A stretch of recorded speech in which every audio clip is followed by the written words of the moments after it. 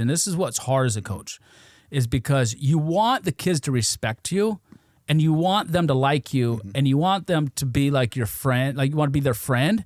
But at the same time, you need them to respect you to where when you say something, it's not like they get offended by it all of a sudden or whatever, you know? They have to know that when you say something or you get on them or you raise your voice, it gets intense, like it's go time, and I understand that and I get it, and it's constructive criticism or whatever. But at the same time, we're having the meetings before workout in the bleachers, and he's like, so who's dating who or who's with who and this and that? Like, he didn't have no boys. He didn't have no sons. So we were his sons. We're his boys. He's wanting to know all the gossip, who's seeing who and this and that. But when it's time to go, it's like, all right, hey, let's go break. And we break, and it's like, okay, now it's time for business, you know? And he walked that line so well.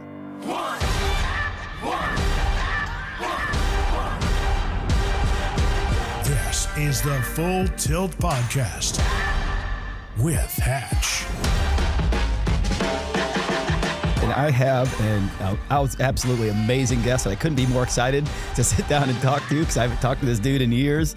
But my man Mark Ironside, how we doing? We're awesome. I was just thinking, like, when was the last time I actually saw Mike Hatcher? You call me a legend or whatever. That's ridiculous.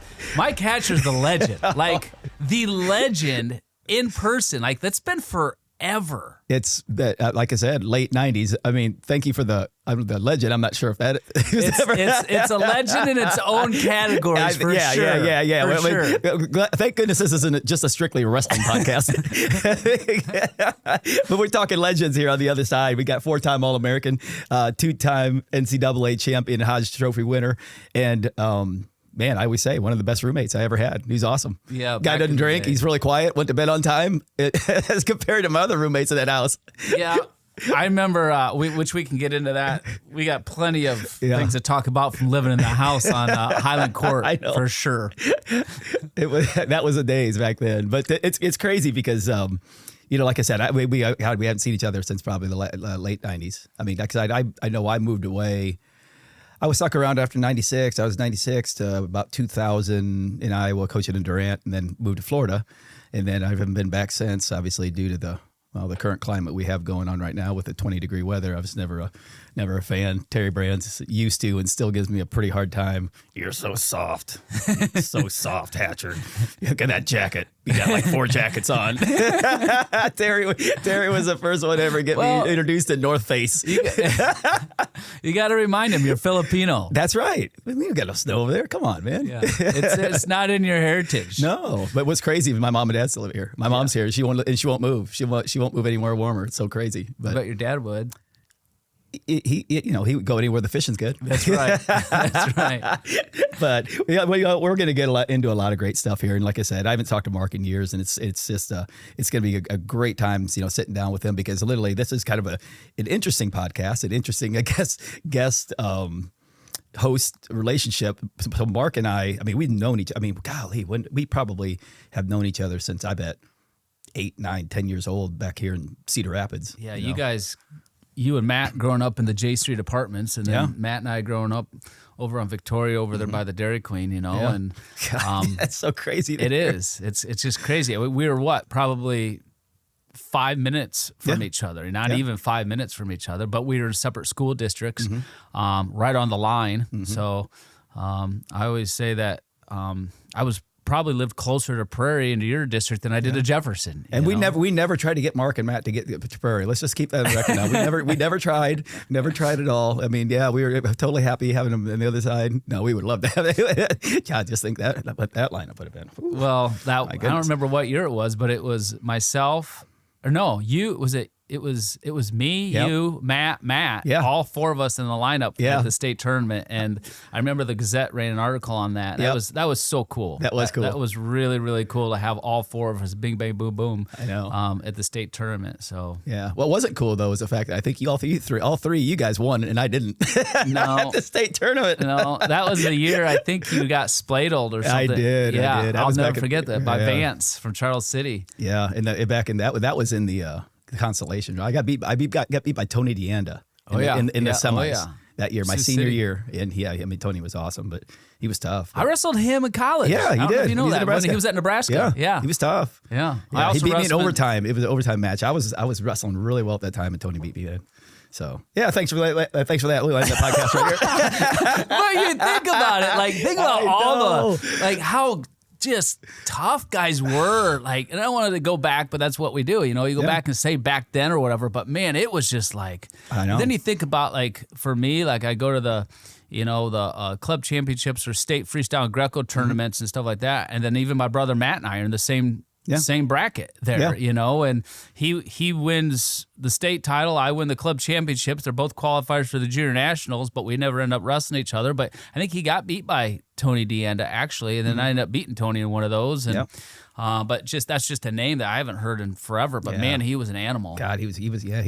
He was good. Yeah, I remember you guys had a pretty good battle in college when he was at Nebraska. Yeah, He's tough. Yeah, he was. Tough.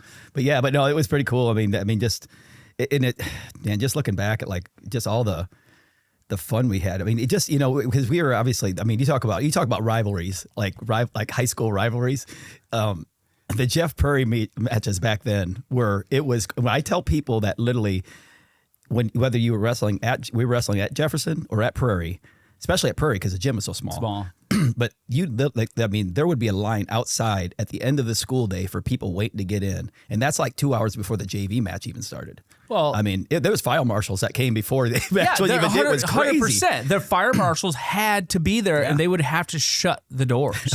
Like I know for a couple of the dual meets there for a couple of years for sure, you had to have a ticket. You had to get you had to get a ticket pre-sold to even get in the door. You couldn't just show up and think that you're just going to be able to go and watch the meet. You had to have a ticket. Yeah. And it was insane. I got some crazy stories about those duels, especially at Prairie or whatever. But like your dad would sell shirts for that duel, the Prairie Jeff duel. And that was a huge, huge thing to have those shirts. Yeah, Hatcher family was eating good that week. So I missed weight the next week probably. Those duels were so big. And I remember coming and watching them before I was even in the varsity lineup at Jefferson, and how big they were. I remember watching you wrestle Jeff Carr in the Jeff gym. Dude, you know, that was You guys had some amazing matches. God, we did. I only got him one time. I beat him one time. That was it. He beat me all the other times. He was so tough. He was so tough. I think probably like the most exhausted I'd ever been, like in my high school match, was after I think he jumped up like it was in the Prairie gym or whatever, and I can't remember. It was either, I mean, obviously I Prairie Jeff, but I was down like 7-0, and I kept coming back, and I think I ended up tying him or something. And I was so exhausted by coming back. He was so hard to wrestle because he's so strong and he's just so scrappy. And I only got him once. It was just. I remember the very first Jeff duel I competed in, because I didn't wrestle varsity as a freshman. Yeah. I was behind Ali Igram. Yeah. And so I was at 125, and Ali won the state title that year. So I dropped down to 19 at my weight class. Yeah, thanks, Mark. Appreciate bringing that up too. Yeah, shout out to you, Ali. Yeah, you beat both of us at the same table. He'll take it. I know. So I dropped down to 19 to try and make the lineup there against Sean Martin. I can't. I don't get beat. I get beat by him in the wrestle off by like 1 or 2 points, and he places, I think, 4th that year. I drop all the way down to 112. I'm trying to make the lineup somewhere, and I get beat by Chad Gallagher, who gets like 2nd or 3rd that year. Yeah. I can't go up a weight class to 30 because my brother's there, and I can't beat him. I just had nowhere to go. And then after Ali stands on his head naked at the state high school tournament to make weight for his last weigh-in, and I'm drilling with them, and he wins the state title. He's like, and then the state duels are after the state tournament back then, and he comes back and he's 20. There's no way he's making weight. I'm done. I won my state title. I'm 20 pounds over. He's like tagging me, Ironside, you're in. So I got one match as a varsity as a freshman, and that was it, because I just had nowhere to go. Yeah. So it's crazy. We had such crazy good teams back then. We did. That was so much fun. I mean, that really like made the high school days, and it was wild because people would have thought that it was like such a heated and like, really, really bad rivalry type of thing. But really, honestly, it was more the fans and everybody that had the problems with each other. Shoot, wrestlers, we all hung out together. Absolutely. We were all hung out together. We're all buddies. Some of my best buddies were on you guys' Prairie team. I had so much respect for you and your brother and a lot of those guys I could name on the Prairie teams. And then like during right before after districts, before state, where do we go to train? Yeah. Prairie. Yeah. You know, we go into your little cracker box gym down there, and you know, it's hot as all heck, and we go in and we train with you guys, and that was probably my favorite time of the year for sure. But place to go and just be in a room and wrestle with you and your brother, and that was all Coach Kimball, man. He was such a cool Jim dude. Kimball was like he was the man. He's such a good dude. Yeah. He was such a good dude. It's funny that you bring up that little wrestling room we had down there, and I guess I could fast forward this into our Iowa days a little bit, like maybe a little bit later, whatever. But it was so small, and the roof was only like, I mean, I'm 5'7", and back then about the same. So it probably was maybe 6 foot, 6.5 feet. It was nothing. So we didn't have any ropes in there. So that like segued into my whole like rope climbing experience when I first got to Iowa, because I had never climbed a rope before. And I looked like the biggest puss because I could only get halfway up. Tom and Terry Brandstring going, get up the rope. I can't. Yeah. So I blame that on my high school wrestling room that I couldn't climb any ropes. I'd never climbed one before. It was tiny, but it was hot. Oh, it was hot. It was so hot there. It was a great place to train right before the state tournament. And going back to that Jeff Prairie duels, but I mean, I remember the very first time I ever wrestled in it was at Prairie, and I was wrestling Brock Southers. Is who I wrestled, but I remember Brian Southers. Yes, Southers, yep. Brock was his older brother, I think. It was Eric. Eric was okay, so brother Brian. Yeah, Brian. Yep. But I remember like we had no bench. Yeah. Like there was no bench. It was just you walk off the mat and you're just in a sea of fans. Like I wish that high school wrestling could even remotely be like this today. Like this is like the biggest rivalry, like you said, ever. Even in college sports. I mean. You know, the Penn State-Iowa duels in Rec Hall were nothing compared to what these Jeff Prairie duels were. But I remember warming up for that match and trying to find a spot to just like semi get warmed up or whatever, move around. And I got some guy that is just absolutely hammered. I don't know him from Adam. I've never seen this guy before in my life. He's coming up and rubbing out my shoulders. He's like, you ready to go on your side? I'm like, who the hell is this drug guy? I still don't know. He's just some 50-year-old man just getting me ready to go and just freaking all excited. And then I remember wrestling Brock. We got into a scramble on the edge of the mat right in front of the Prairie bench. And it was right at the very beginning of the match. So both guys are just like, you know, like freaking furs flying or whatever. And I get an underhook and I literally threw him into your guys' bench. Like threw him into you guys in the bench had to like catch him. Yeah. And it was just wrestling that fell out and went off the mat. And the fans were just like booing. And just, I mean, because, you know, at that time it was Prairie. So most of them are Prairie. And then minute later, we go out of bounds into the cheerleaders, the Prairie cheerleaders. And these Prairie cheerleaders, and I look up and I'm like nose to nose with these cheerleaders, and this cheerleader's like, fuck you, and like flicking me off. And I'm like, oh my God. Like, this is freaking awesome. Like, it could be. Like, it was like, you're not making this up. It was like so intense. Like these cheerleaders were freaking me off and telling me to F off. And I'm like, Jesus. Dude, it was funny because your brother Matt was talking about the same thing when he wrestled my brother. Because when that was my brother moved down and wrestled Matt, and he said, God. He goes, not it wasn't hard enough to wrestle your brother. He said, but we go off the mat and all these little kids are surrounding around the mat. Every time we go off, Ironside, you suck. Hatcher's the best.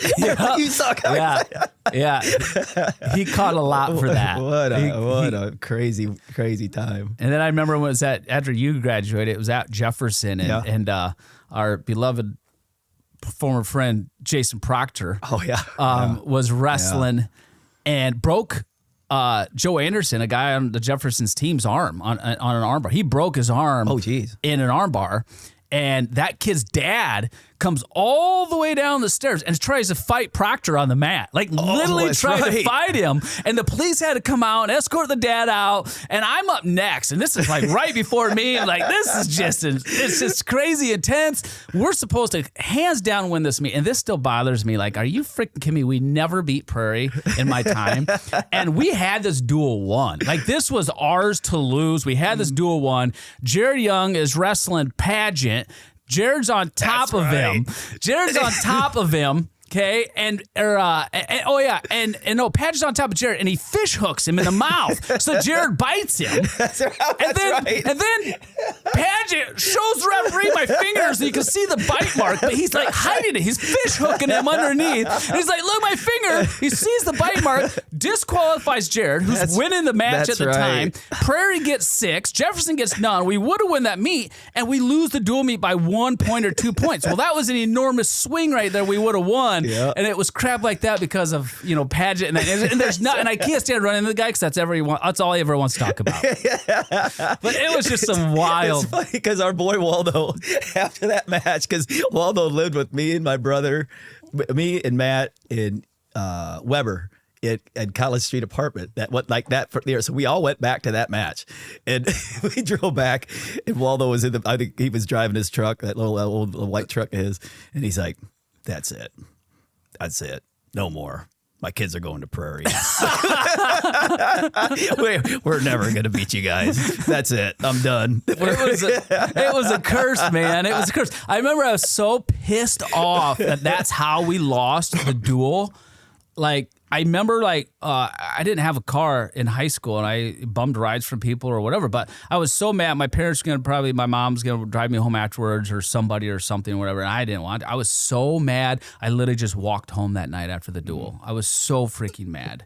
And that was I think that was my senior year, and we never ended up, when I was at Prairie, ever beat you guys, ever. Yeah. So, and it's just, unfortunately, it's not like that anymore. That was so wild. But that's the thing, you've always been, I shouldn't say, for lack of a better, resourceful like that. I never had a car. I just walked, whatever. I just ran, because that was you. That was like Mark Ironside, always like the hardest working person, and always wanting to do things the hard way. Even when you got to Iowa. So talk a little bit about your transition, because this is kind of going to when we were roommates. Yeah. Because you ended up having to, because you didn't go right to Iowa right off the jump. No, I didn't. When I graduated from high school, to get into Iowa, you had to have an 18 on your ACTs, and then fortunately, I was 17 twice. Couldn't crack that. I just couldn't crack it. Solid 17. You didn't sit by the right person like I did at the testing spot. Or you had to be in the top half of your class. And I literally missed that by 2 people. Yeah. So I had to take summer classes at Iowa to get into the university. And I was not a scholar, never was, never pretend to be, and it just wasn't my thing or for me. And they signed me up for classes. Why they signed me up for 2 of the hardest freaking classes ever. I had them pass them both with C's to get into the university. And that was in 90. That was in 93, which was the year of the flood. And 380 was shut down because the water was over the interstate. So I couldn't drive from Cedar Rapids to Iowa City down 380. I had to go around through Mount Vernon and take Highway 1 and that way or whatever. And I had 8 o'clock classes, and I ended up, I had to pass them both the C's. I go into one of my classes for the final, but on the way there for the final that morning, there was an accident on the Cedar River Bridge on Highway 1, and literally I had to sit there in traffic the whole time and watch the helicopter come in, airlift the people out of the accident or whatever. Anyway, I ended up finally just pulling out of there. I missed my final. I'm literally sitting there missing my final because I'm sitting there. Finally got out, went on gravel, found gravel roads to work my way back around Iowa City. I get to the field house where the class was, and the professor or teacher or whatever at the time, he wasn't even, he was foreign. He barely spoke English. He didn't care. Right. He didn't care at all. Mm-hmm. And I go to take the final. It's a written essay final. It's a 2-hour class. Everybody's still there finishing their final. I've got 15 minutes to take this, and that's all they gave me. Oh, gee. So, of course, I flunked the final. I answer one question, and he won't let me retake it. I bring the newspaper and show him the article on the newspapers, on the front page of the newspapers of the hell. This is where I was stuck. Didn't matter. Wow. Didn't matter. So I remember that when I failed that class, Coach Gable at the time was at the World Championships with Tom and Terry, because they won, both of them won world titles that year. That's where Terry beat the Cuban. Yeah, Cuban. Yep. And somehow he got back and he found out I'm not getting in because I didn't pass that class. I needed to pass both C's. So he wasn't very happy. He hooks me up with our boy Steve Kennevan, and and there's nothing Steve Kennedy can do. He tries to talk to the professor, blah, blah, blah. So then a really good friend of ours, Todd Connor, kind of took me under his wing. He took me to Kirkwood in Iowa City. And I was ready to say, you know what? F it, I'm done. I'm not even going to go to school. I'm not going to wrestle. Screw it. I'm just going to go work at a factory job and start making some money or whatever. Heck with it. And I was dead serious. Todd Connor showed up to my house, grabbed me one day, and never even knew he was coming. I mean, obviously cell phones weren't a thing. He just showed up, grabbed me, and took me down to Kirkwood in Iowa City, registered me for classes. We found out what we had to do. I had to pass 18 hours in one semester with like a 2.5 cum, and it was in Iowa City. So thankfully for him, he did that, or I would have never done anything in college. I would never went to college. Yeah. So that was a huge thanks to him, and I've thanked him many times since then as well too. But at the end of the day, I did, since I wasn't going to Iowa, I wasn't in on a dorm or anything like that. So I call up you guys, and I'm like, you guys are all in a house on Highland Avenue at the time, and you're like, and it's right down the street from Kirkwood, so it's perfect for me, and I can literally just walk to class back and forth or whatever, or borrow your brother's motorcycle or Waldo's red S10, you know, and you're like, well, I mean, yeah, you can come live with us, but there's like we're out of rooms. We don't have any rooms, so we go walk in the house, and I had the furnace room. That's what it was. I know. Like it was what I called the dungeon.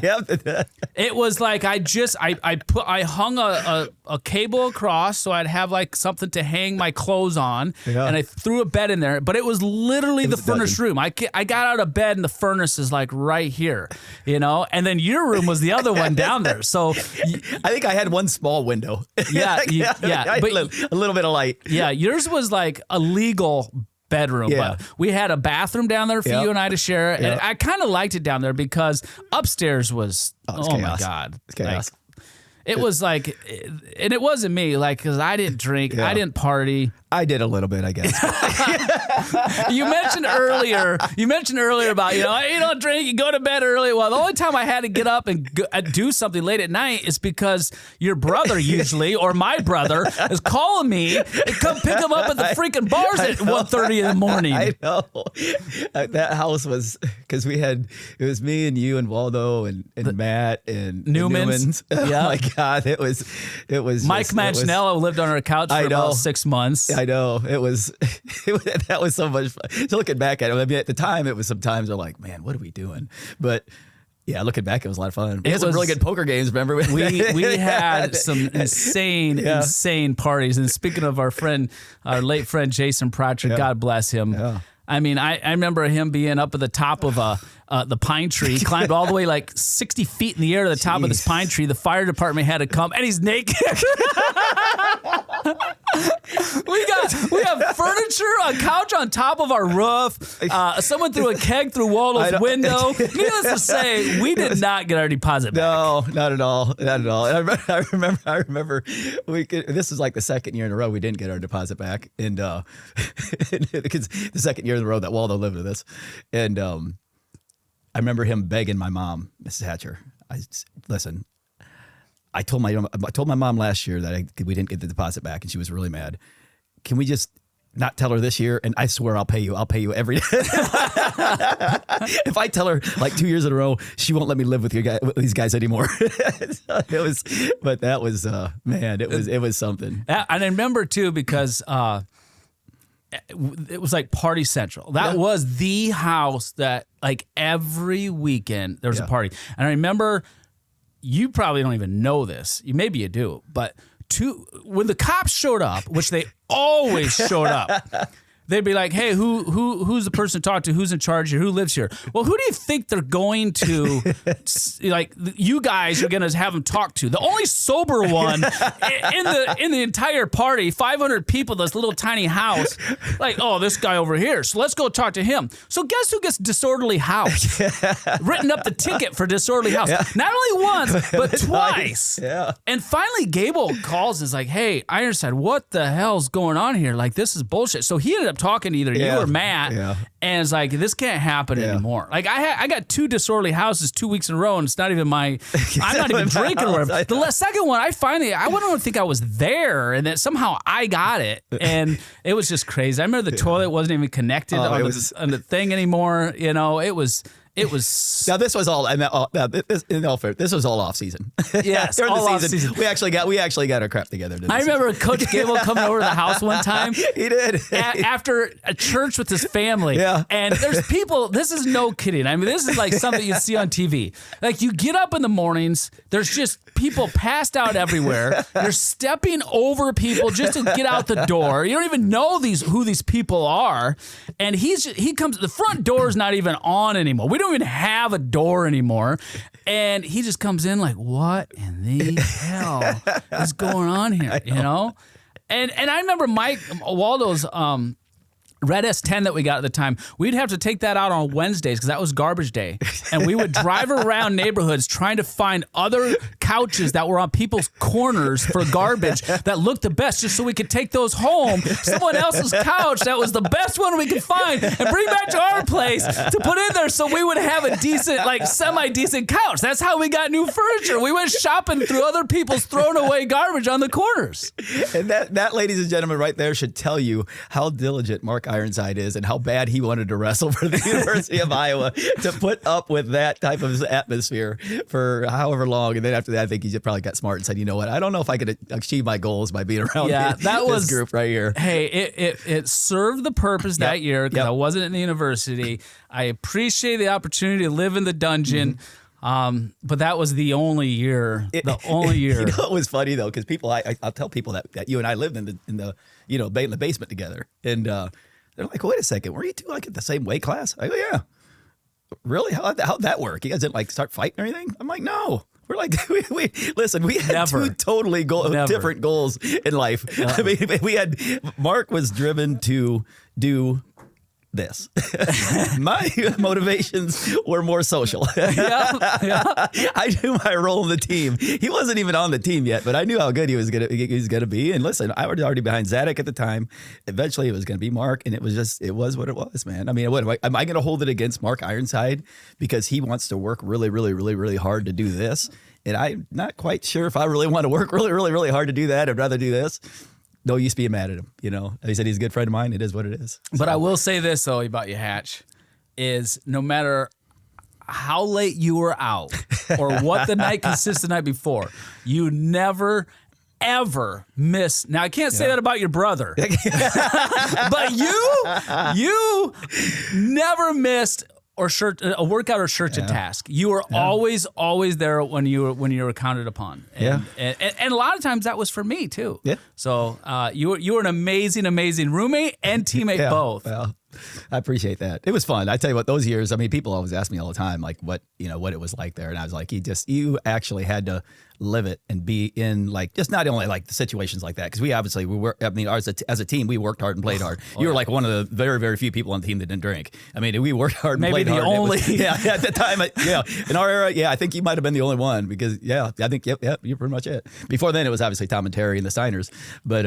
but you just had to be like, in that culture and just what Gable built and we worked so incredibly hard, which we're going to get into some great, just good old days stories from a training perspective. But everybody asked me, wouldn't you want to transfer somewhere else where you could actually wrestle in the lineup? I'm like, no, not really. I was like, I wanted to be a wrestling coach, and I knew that. And I kind of figured, it's probably not anybody better I can learn how to be a wrestling coach under than Dan Gable. I don't know. So I might as well stick around. I like everybody. I got my role in the team. It's a lot of fun. I mean, they count on me like, Terry and Mark and all these guys count on me for workouts, and they see me as an asset, like an asset to them. Huge to get asset. them ready for big competitions. So I'm happy. I'm good. I had a couple schools reach out, and Gable, he even one time said to me, he's like, hey, we got so-and-so. She reached out about you. Wanted to know if, you'd be interested in maybe, a different change of scenery. And I'm like, for what? He's like, hey, I didn't think you'd be interested. I'm like, yeah, no, I'm good. I like it here. I like you, coach. I want to hang out with you more often. So yeah, you knew your role. Yeah, I knew my role. It was awesome. And the thing is that you were always awesome and fun to have around. Like, you were just so much fun to have around. You're just like you are now. Like, you're just so positive. Like, you were a great teammate just because it was never brought anybody down or whatever. You're always up for anything. But at the end of the day, when it was time to get, like you said, serious and be serious, you did what you needed to do. And that's what every room has to have. You know, everybody, I mean, you got 35 guys in a room and you got 10 spots. Yep. So this leaves 25 guys there that they have to find their way. And you knew your way, you knew your role, and it was awesome. And you never shirt to task, like I said, or nothing. It was fun. Pout around about it and piss and moan about it. You're not the starting guy or whatever, or you can kind of embrace it and figure it out and whatever, man. I mean, like I said, you had other goals. You had other goals. 100%. It was awesome. But the one thing is always the room that we were in was, I mean, it was, you talk about an experience for 5 years, and that, I mean, and I see it as from a backup perspective, which was, you know, had his good days and most certainly had his bad days. I mean, you know, it was funny because a really, really good buddy of mine in Charleston, his name's Darren Scott. Love him. And he'll be listening to this podcast. I guarantee he will. But he always tells me, he's like, you're the dumbest guy I ever met. I'm like, oh yeah, why's that? I mean, a lot of different reasons, but what? Give me one in specific. You chose out of all places to go to be a backup to Tom Brands, Bill Zadek, and Mark Ironside. What were you thinking? Like, hey, you got a point there. It's like, yeah, that kind of hurt every now and then. You didn't want to be a big then you wanted to be one of Terry Brands' main training partners? Man, you're not very smart. I'm like, yeah, you're probably not right. You're probably right. But and I did feel bad, too, because towards the end of the career, there was never really a day that went by you didn't have a neck brace on, too, because you were just getting beat on every single day. That neck brace was just part of your neck. Dude, but it wasn't, it really, I mean, well, it was obviously you and Tom and Terry and whatever, but the main culprit to a lot of myself was Coach Gable. For some reason, I was like the right. Yes, I was the right size, the right lack of skill level, the lack of whatever, to where he wanted to wrestle me like every single day. 100%. I wrestled that dude 3 times a week for the last 3 years, and it was just like, seriously, what are we doing here? You want to know? You can't figure out somebody. You can't find anybody else. I know it. And the thing is, and you're 100%. And I remember him always grabbing you. And I was part of that as well, too. And that's one thing I was going to talk about a little bit, you know, as far as like, you know, things that went on in the room and stories and stuff like that. Like when I was a freshman, I learned so much from Coach Gable, and you went through this more than I did. This wasn't a regular thing with me like it was you, but every once in a while, Gable, he was always like, he never worked out during our practice. After everybody was done and gone, he would hop on the Airdyne, he'd get his warm up in on the Airdyne, and then he'd try to find someone to roll with or whatever, do his rope climbs and stuff like that. But he would grab me once in a while, and I always remember it. We did it probably, I don't know, a dozen times. But he would grab me, and I'd be walking out, usually, obviously, one of the last ones out of the room, and be like, Ironside, where are you going? I'm like, nowhere, like to the locker room to shower to actually finally leave. Let's drill a bit. Yeah, it's like, hey, you want to drill? And I'm like, yeah, sure, you bet. And the thing is, we never drilled on the feet. No, it was never on the feet. Never. It was just where he would just kind of start, you know, all right, go down, and like he'd just kind of start working me over and just kind of turning me or whatever, you know. And the next thing you know, I can't get up. He's not letting me up. Like, so I guess we're going live now? Like, I just went through a 2.5 hour practice, and now you're not letting me up? And if you asked me, okay, what's the hardest thing you ever went through in your career at Iowa? I mean, there's 2 things that stick out in my mind. One is wrestling Coach Gable in those times where, as a freshman, and I'm young, and I wasn't great then by any means, but I couldn't get up. I could not get up. I couldn't get away. And there's not a worse feeling in the world than when you're stuck on the bottom and you can't get away. It's like you're literally being held underwater and being suffocated, and you can't breathe, and you're trying to swim to the top and you can't get out. And I'm doing everything in the world. And then he would torture me and play with me, and then he'd let me get to my feet, and I think I'm about out, and he's just playing with me, and he put me right back down. And that was just it was hell. It was freaking hell. And then it wasn't like, okay, like, hey coach, it's 6:30, I'm ready to go now. Yeah. It was like there's none of that. It's You're like, on his clock. You're on his clock 100%. And then he would always say, okay, you can go now. Yeah. Thanks for the dismissal. Yeah. Appreciate it. But I'm telling you right now, one time out of all these times, whether he let me go on purpose, which I think that he did. I'm sure that he probably did because he just wanted to feel a little bit of neutral and feel me on the feet. I finally, like what I was just talking about the analogy, trying to get up, trying to breathe, trying to get to the top of the surface of the water. I finally broke out. I'm breathing. Like, oh my God, I can breathe. And it's like someone was holding me underwater. I am pissed off. I am so pissed. Like, raging mad. I come across and I'm like, I'm gonna get this motherfucker finally. And I come across and I just I crack him on the back of the head so freaking hard, and I get it on a double on him. I tried to take him down. Of course, I didn't take him down, but I'll never forget cracking him back of the head and hitting a double off of that, and I didn't take him down. The next day, I come into practice and we always sit in the bleachers and talk or whatever. But I come walking in and some of the guys are always already in the bleachers, and Gable's standing there and he's got a neck brace on. And I didn't really think anything of it, but I was like, that's kind of weird because at that time he wasn't wearing a neck brace. Yeah. So then I go and I get changed locker room and I come out. Well, here comes Kathy, his wife, walking in, and she's ornery in herself. And she looks at me and she points at me and then she points at Coach Gable and she's like, you see what you did to my husband? And Gable snapped on her. And he's like, Kathy, that's his job. You leave him alone. And he shut her down so fast. Ooh. And turned around and just walked out. Yeah, that's his job. But then I realized like he's wearing his neck brace because I cracked him. I mean, when I come across and hit him, it must have done something because he was wearing a neck brace the next day. So that's the only fame I have against Coach Gable. But I'll never forget that. And that was one of the hardest.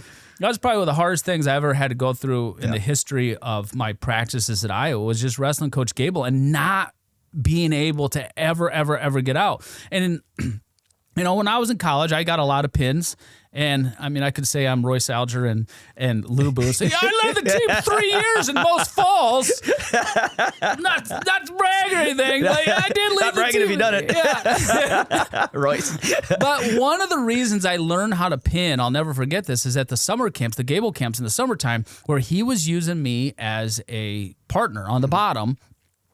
And I would feel how much tension and how much torture it was to be underneath, and I'd be like, okay, I couldn't see what you're doing. Like, you got to show me like what you were doing on somebody else. But I learned so much from him doing from riding me in those practices after practice, and then those Gable camps. But I learned so much from that top position and just pressure points and just really being gritty on top and turning guys on top and leg turks. He worked so many leg turks with me, arm and leg turks. And that's how I learned to pin. And I mean, I got a lot of falls from the feet to back and short offense and stuff like that. But where you're actually taking someone and putting an arm bar, running a chicken wing or a leg turk or this or that, that's like an art that's kind of lost in the sport now. You just don't see a lot of falls, and a lot of that has to do with the rules and the 4-point near falls now, and it's more so just tilts and stuff. But how he made me feel on the bottom, it was pure hell. That was some of the toughest things that I've ever endured. And the other hardest thing I was going to say that ever went through. I'm glad to hear you say that because you went through it. I was like, maybe it's just me. You went through it way more than I did. I know I'm preaching to the choir right now. But the other toughest thing that I ever went through in the room, and it wasn't in a wrestling mat, it was actually our lifts. Oh, dude, this is back when Tom would put me through lifts himself. He wasn't even a strength conditioning coach. And Royce would too when he showed up. Lots of times he was our strength conditioning coach, and next thing you know, Judy's coming in, our secretary, and say, "Hey, Royce called, say he's not going to be here.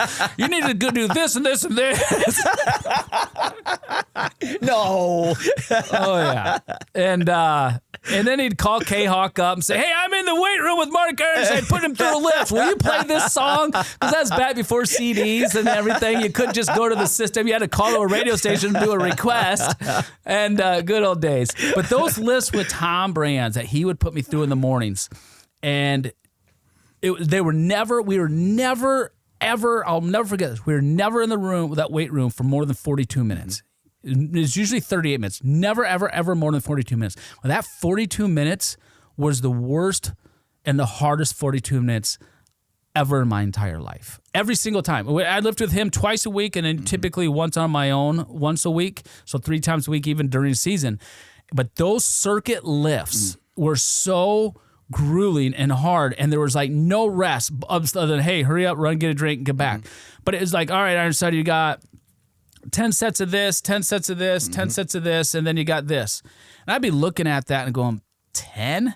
I'd be lucky if I can get that freaking 4 times, exactly. like let alone 10, and then that, I'd be lucky if I can get that freaking 10 times, like maybe 4 or 5, but somehow, some way, with Tom sitting there and motivating you to go through it, you find a way and you do it. And I remember going in, and then you got your conditioner after that, just a real short conditioner before you go to class. And there's numerous amount of times I go to hit the showers or go to class, I can't even literally get my hands on top of my head to wash the soap on my head or my face, because I physically can't. You literally can't even grab it. You can't squeeze a shampoo bottle. 100%. You had to tip it upside down, because Terry was my strength coach. You had to tip it upside down because you couldn't squeeze it because you couldn't even move your fingers. Yep, It was miserable. exactly. Like you're exactly right. It was miserable. Yeah, that was the toughest workouts anything I've ever done was those with Tom, with Coach Gable, him riding me and just not being able to get out, and then 2, Tom put me through those workouts, and like what you're saying with Terry put me through too, Terry putting you through too. But those guys and putting us through those workouts, that's where I feel everybody wants to always talk about Ironside's conditioning. Early on in my career when I wasn't very good, I used to get taken down first all the time. I had to battle my way back in the matches, and they always called me the comeback kid. But my conditioning came from the way that we lifted. It was those circuit lifts, like when your muscles were fatigued and you just keep going and going, you're building up so much oxygen in your muscles. And it wasn't like a power lift where I'm only doing 4 sets and I walk around 4 reps and then I walk around for 2 minutes and let it all completely shake out and stuff and come back. I mean, it's boom, boom, boom, boom, boom, quick drink, boom, boom, boom, boom, boom, quick drink, and that's where that power and that conditioning factor really, really came into toll. Yeah. I remember the first circuit that Terry did put me through, and I thought circuit, because I worked, one of the jobs I had back in Cedar Rapids here was at New Life Fitness World. Oh, yeah. And that's where we got a lot of the equipment from originally. Yeah. It was New Life Fitness. Yeah. And they used to have that little circuit set up to where, it's for whatever, 45-year-old, bankers that go in and whatever. They do like whatever, 50 pounds on this one, and then 50 pounds of this one and everything else. And I remember, a circuit? Yeah. I mean, I know what a circuit is. I'll do circuits. Yeah, no problem. I'm good though. So sure enough, Terry, he has me do like whatever, I don't know, grab these 50-pound dumbbells and start curling them. And I'm like, what? So 10, and then do 10 of those, and I'm grabbing this fat bar, and I'm like, fat bars. I'm like, what do we do? What is this? Isn't a circuit. This is like straight up torture. I mean, people ask me that all the time. What is the hardest workouts and like the hardest, whatever? And I was like, listen, I got my ass whooped by plenty of times by Coach Gable, Branches, Ironside, all these guys. But honestly, I'd do that any day of the week, twice on Sunday before I go through one of Terry Brands' lifts. 100%. That was like the most, like you said, one of the most miserable experiences I've ever. I remember the first one that I ever did. My hands were all like, because again, I mean, I never climbed rope in our little little wrestling room, because we didn't have the ropes. But no ropes. So I mean, my the little sissy hands. I didn't have the calluses that they wanted me to build up and everything else. I think I might even walk in there with weightlifting gloves the first time. And Terry, get those things off. And I remember the first time I did that, I was like, why in the world am I going to ask this guy to put me through another lift again on Thursday? It was like Tuesday. This is insane. This is insanity. And you don't get used to them. That's the thing. You don't get used to them. And that's the thing. That was the brilliant part about Tom and Terry when they put us through the lifts. I lifted with Tom twice a week, and Bill Zadek would be in there as well too. And it depends on the year. And then when Schwab came in, Tom would put Schwab and I through all these workouts. And Schwab was an amazing. Dude, I couldn't imagine you and him training together, going through those lifts and stuff. But it was never like Tuesday. If we did back, it was never the same exercise both times in a row. They were so brilliant at doing muscle confusion and mixing up the exercise. It was never, ever, ever the same thing really, ever, except for if you always ended with so many curls with the fat bar or whatever. But I forgot all about the fat bar. Like you couldn't even grab the fat bar with no weight on it and try to even lift it in your hands. You had nothing left in your hands. Like, and then they put weight on it and you're like, you're dropping it because your hands can't even physically squeeze it anymore. I remember I turned 21. Like on the night before, like Tom and Terry used to put me through it was 2 days a week, and he was a lifting. So it was probably Tuesday and Thursday, and then I did Tom was the one that put me through my techniques, and this was a backup. So you can imagine what like you guys, the varsity guys, were doing. This is just like our backup workouts at the time, and so I turned 21 the night the day of like one of our lifts, me and Terry's lifts, and I lifted 7:30, 8 o'clock in the morning, so he knew I was going out the night before. He's like, "You sure you want to come in tomorrow?" I'm like, yeah, I got it. Yeah, that's my catcher. Yeah, I got it. No problem. That's what I was saying up, and you were there. Yep. And sure enough, me and Waldo went out late, and I rolled up in there, and I'm like, yeah, this probably wasn't a good idea. And he put me through, and he was giving me shit the whole time. Come on, whiskey, let's go. Get that stuff through you. He's got his certain whatever one-liners he's got. And then all right, get on the bike. Freaking sprint it off until you can't move anymore. Or you can't breathe anymore. I'm like, okay, great.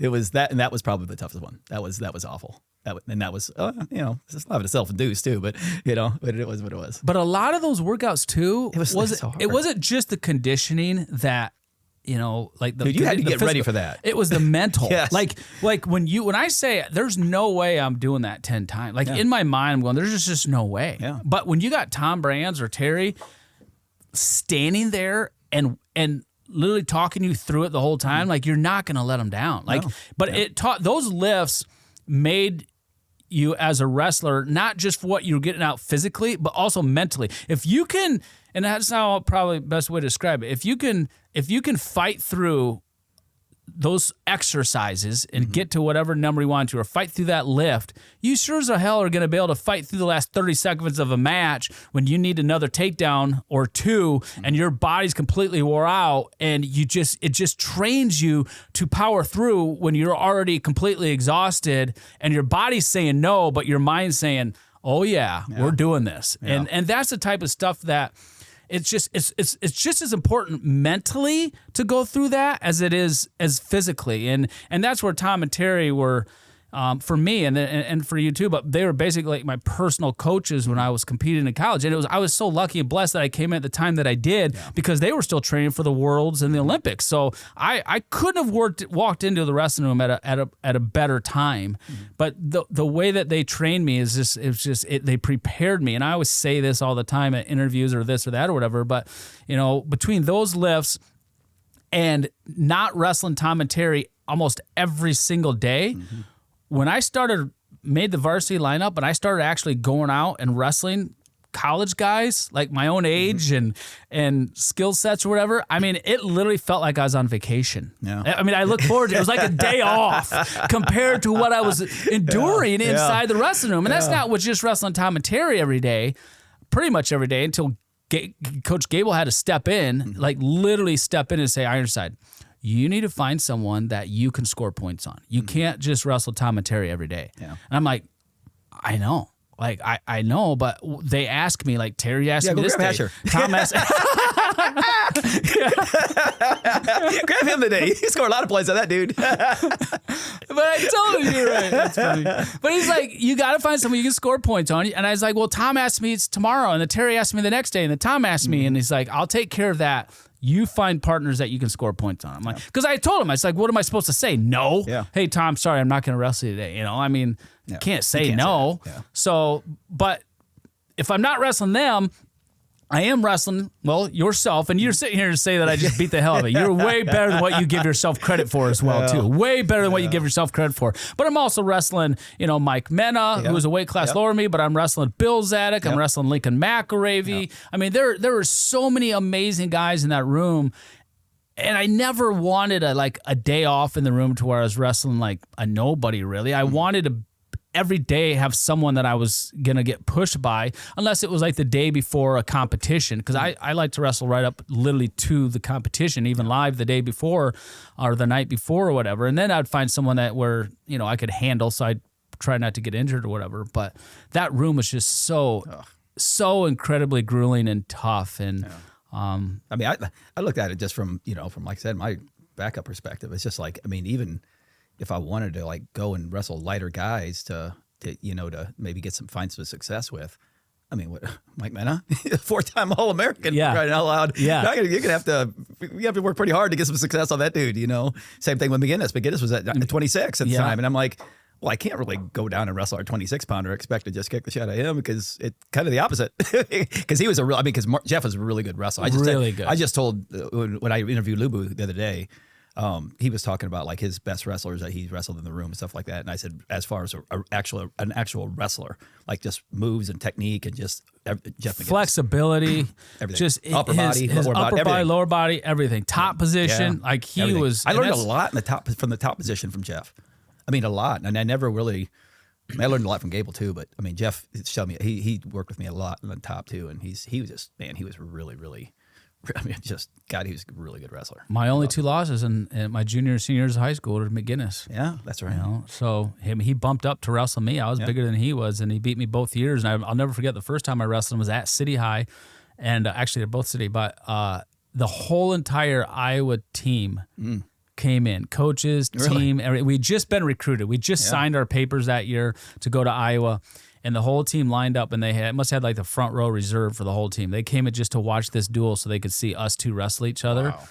And that's honestly, it was a defining moment in my career, because I have never, ever been so nervous in my entire life. I let the nerves get to me. I'll never forget like getting ready in the locker room and stuff and going out there. And I remember when the match started, I was probably, you know, I'm in amazing shape. I never got tired. Like I was just always in great shape, even in high school.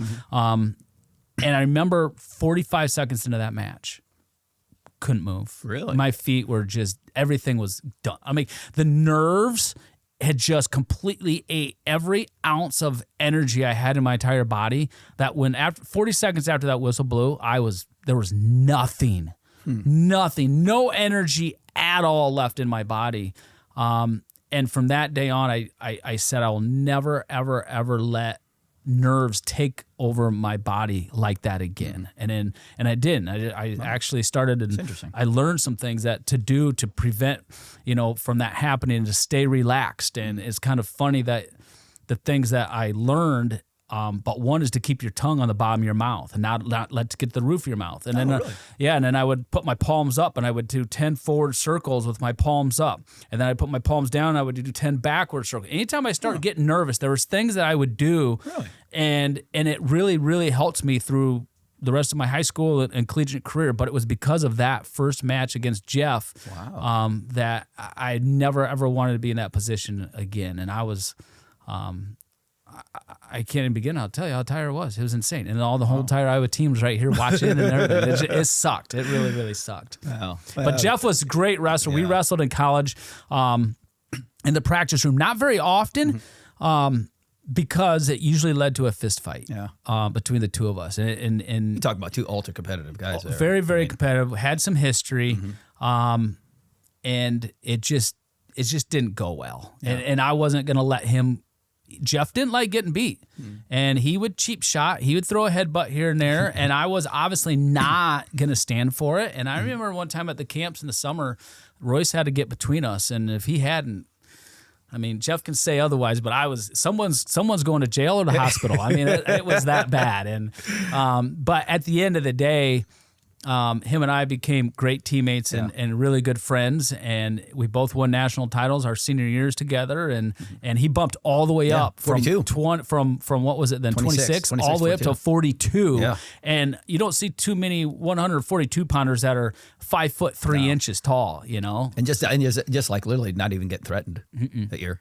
I mean, that's just how good a wrestler he was. It was crazy. So who's the best wrestler you ever wrestled in our room at the time? Other than maybe Tom Terry, Doug Gable, you already mentioned them. You know, but like our teammates, who frustrated you the most? You know, other than Lincoln McIlravy, who basically frustrated everyone. Yeah, I will say this. and I'm not saying it just because you're here. Your brother Matt was honestly, I always say, the most talented wrestler that I've probably ever wrestled in my life. Just strength, quickness, flexibility, endurance, everything. Yeah. It was your brother. Yeah. Like, he was so insanely good. If he could have just had the focus, I would say, I would say, if you could put Mike's head on Matt's body and put them together, like 4-time national champion right there. Or if he didn't have to, he'd always say this too. It's funny because I 100% agree with you. He was amazing. But if I didn't have to go to class, if I could just wrestle, it would have been awesome. I would love to see how good I would have been. Yeah. But then you know what? 20 years later down the road, he goes and gets his master's. Did he really? I'm like, wait a second. Where was all this back in the 90s? That's crazy. Yeah. I remember because that's before cell good. phones. Yeah. And Andy Winkleman would call the house. It's study table. Yeah. We're supposed to be a study table. know. Hey, is Matt there? Where's Matt? I'm like, nope, I don't know where he's at. How many times I had to cover for him, for Andy Winkleman, and they would like literally drive to the house to like look for him and try and get him to go to study table, try and get him to go to class, and it was unfortunate because he was so good. Yeah, I mean, in everything. He was just the most naturally talented athlete I have ever seen. Whether it was baseball, football, wrestling, it didn't matter. The freaking guy was just insanely talented. Yeah. And when we wrestled in the room, and he was a weight class bigger than me too, but he was just, I just remember wrestling. It's just how freaking good this guy is. But as far as other guys go in the room, toughness wise, I mean, obviously there's nobody gonna be tougher than my opponent, than Tom and Terry every day in the room. I mean, that's just hands down. Yeah. Like when I first got to the room, you could never win. You can't win the go. I mean, you could like literally. I mean, they won't let you. Practice is not over until they have the upper hand. Okay, now we can take a break. That's it. That's just the way it works. Yeah, 100%. And I'll never forget. I was wrestling Terry one time, and and I was young, obviously, like a freshman, maybe even a sophomore. I don't remember, but I was younger. And practice was over, and like everybody else was leaving, and this was the Gable workouts then, where he would just basically turn you loose on your own. You goes until you're done, and when you're done. Whatever, hit the showers. Sometimes he would step in at the end and put you through some conditioning, blah blah blah. And I was up against the wall, sitting against the wall, and just bawling because I was so like when I get pissed, like I get so mad I cry. I mean, that's just what I do. I freaking cry, and I don't know why, but I was so mad, and I wanted to go one more go with Terry, and he wouldn't do it. He says no. He said, no, you had your chance, basically. And I was like, fuck you, give me another chance, but I respected that. And the practice is over, but I couldn't even score a point against those guys. And that's what was so frustrating. Everybody asked like, hey, what was like wrestling Tom and Terry Brands? Well, Terry Brands would be like, if you're going to go and wrestle like a steel pole that didn't move, that's like wrestling Terry because he never got out of position. Exactly. You couldn't get to his legs. You couldn't get through his head and arm defense. He was just like insanely the best, so freaking strong, even though he's a weight class smaller than me, I could not get to him. And Tom, I could get to. But I don't think it was the fact that I want to give myself credit that I could get to. I think Tom, he was just a lot more fluid, more open. He would let me get to his legs a little bit more because he didn't care. He wanted to wrestle. He wanted to scrabble him and floor. Tom was a better scramble wrestler. I could get to Tom a lot more often, but I couldn't score on him. Terry, I just couldn't ever get to him. But if I did, I could usually score once I got there. I just couldn't get there to ever think about scoring. And that's honestly how I self-taught myself and got VHS tapes of John Smith's low singles and self-taught myself the low single. Yeah. Because when I came out of high school, hand fighting was that was your thing? That was my thing. Yeah. That's how I beat people. I mean, and when I came there to wrestle those guys, they were 100 times better at it and 10 times stronger. So what I was good at, I sucked at compared to those guys. So I had to I got to figure something out here in order to figure out a way so I can score. So I literally watched VHS tapes and self-taught myself how to do a low single and then started, getting to the legs and mixing. And man, did that ever help my career in general? Because everybody expects you to come across and hand fight and be on the head of this. All of a sudden you're coming across and faking like you're getting a hand fight, but you're dropping in a low single, and then you get people off balance. They don't know if you're going to hit them high or low or whatever. But I give a lot of credit for those guys kick my ass and then learn how to do a low. I say that all the time. Single. Like, I mean, especially once you get out of the Iowa room and you start coaching. The Iowa style is not for everyone, so you got to start adapting, and that's like the biggest mistake I think I made as a young coach when I got out of the Iowa room. You think that there's only one way of, and you dismiss a lot of the other techniques. And I actually, Lincoln worked with me, a lot. Just he probably doesn't realize how much he helped me as far as like developing some sort of concept of low single, because he could have been an Oklahoma State wrestler for crying out loud. His low single was amazing. Yep. And but I always use this analogy still to this day. I'm saying, listen, there's one of my teammates, actually, he's varsity guy in my weight class the last 2 years I was there, was known as his relentless pressure and hand fight and pulling heads, go behinds. Mark Ironside, I said, but when he started developing a low single, it was game over. Game over, because those guys didn't know what was going to hit them. I mean, he'd be pulling their head, freaking running around with circles behind them, and all of a sudden he'd pick a low single with them, and they'd be like, "What in the world?" Where'd that and all of a sudden, come from? and then all of a sudden now they're trying to get their head down. And he's freaking pulling them underneath and chasing. Yeah. It's just, I mean, so when he developed that, I mean, so I keep telling him, you have to be open minded, 100%. and you can't just put yourself in this box. You've got to be very, very open minded in other styles of wrestling. So I still use that. Yeah, that's an awesome, amazing point. Is that you just have to, like you said, not Iowa style is not for everybody. And Coach Gable didn't teach low singles. No.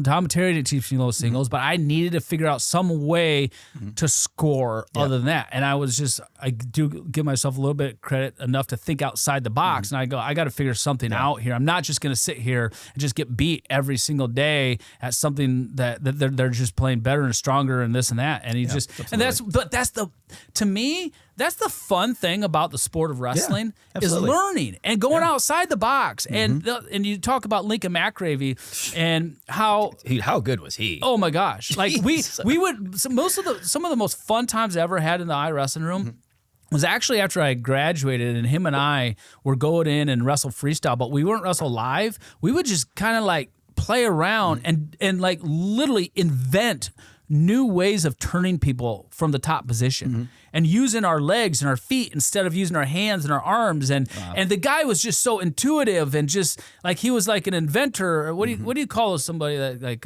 creates things and like it's an inventor like Thomas Edison or whatever, It just that's what he was in the sport of wrestling. Yeah. He was like he'd come up with all these inventions of ways to score. And the funny thing about Lincoln was a couple of times I had to go. We got paired up, as you know, at the Gable camps. You always got paired up with a partner to show technique. So one guy would show and the other guy would show, or one guy would kind of be the guy. I was paired up with Lincoln a couple of times, and Lincoln would come over and say, "Hey, why don't you just run this? Because what I do." These kids can't learn. They're not going to get, And the thing is he wasn't trying to be lazy or anything. No. I mean, he could go out and show a normal high crotch or whatever, but everything he did was Lincoln McIlravy stick. It wasn't traditional. He used to have that arm drag where he'd hook like his inside leg and then like kind of rotate himself around. I'm like, I can't do that. I'm not gonna tell him I can't do that. Why am I doing that?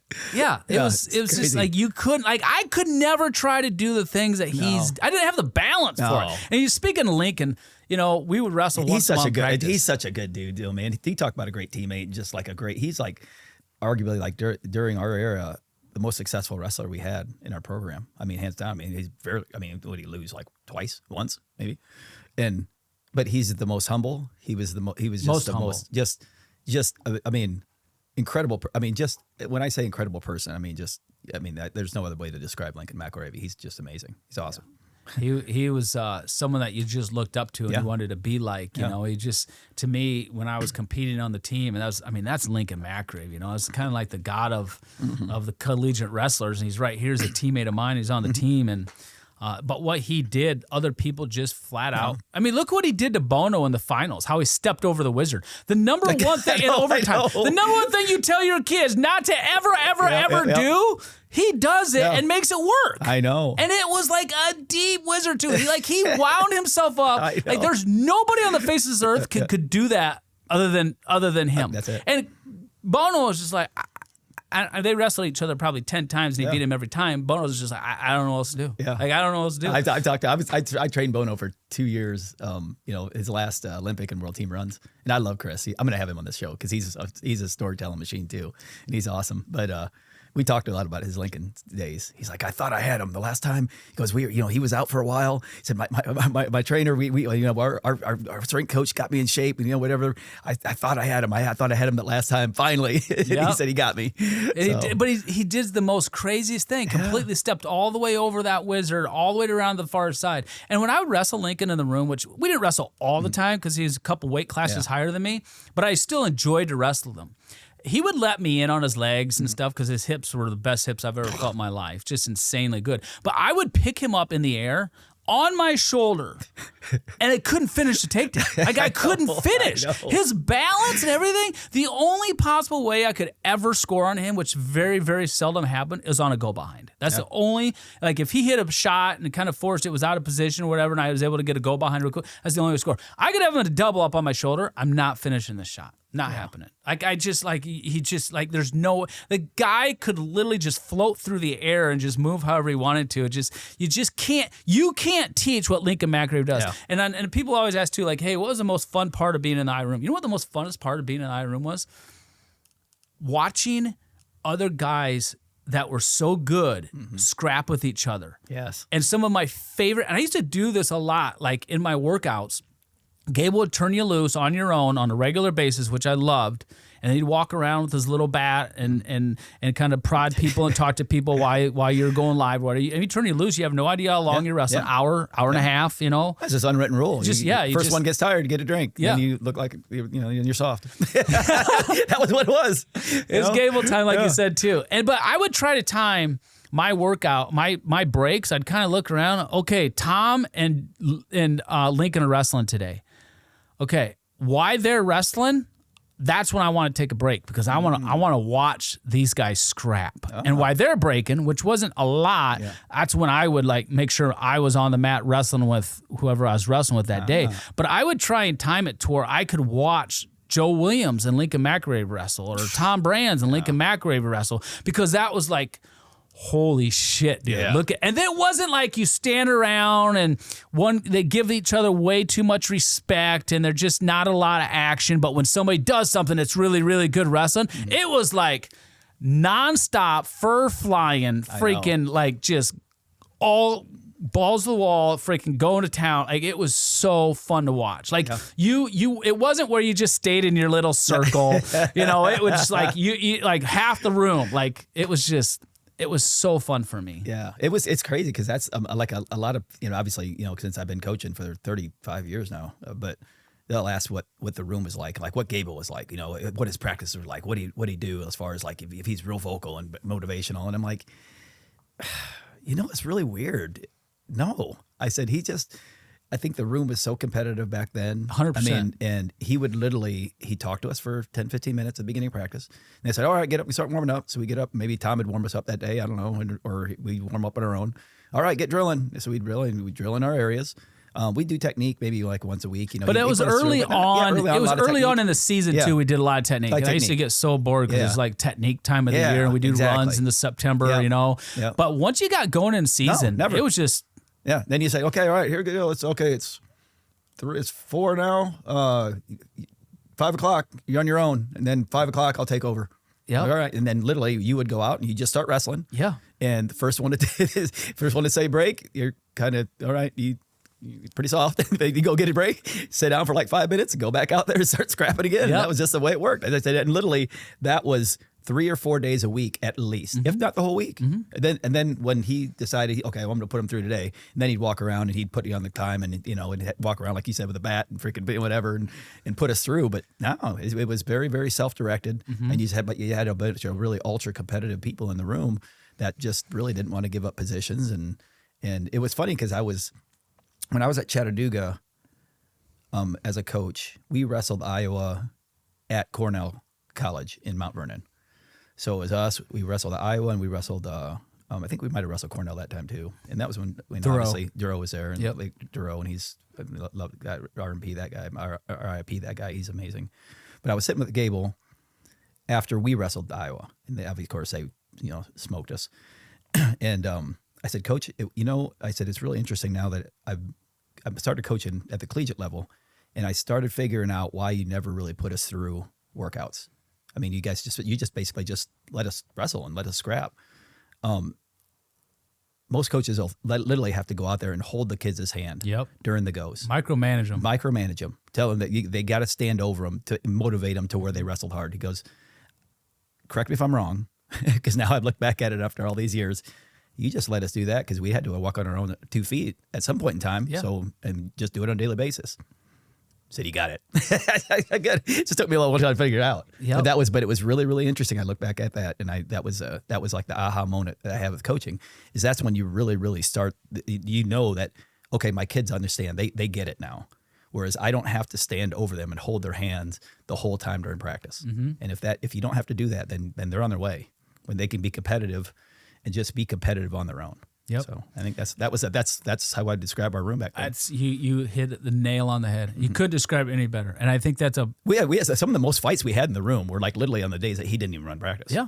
I mean, Joe Williams, Steve Hamilton, freaking double legging each other on top of bikes and stuff like that. And Gable's just sitting on the pick the bike up.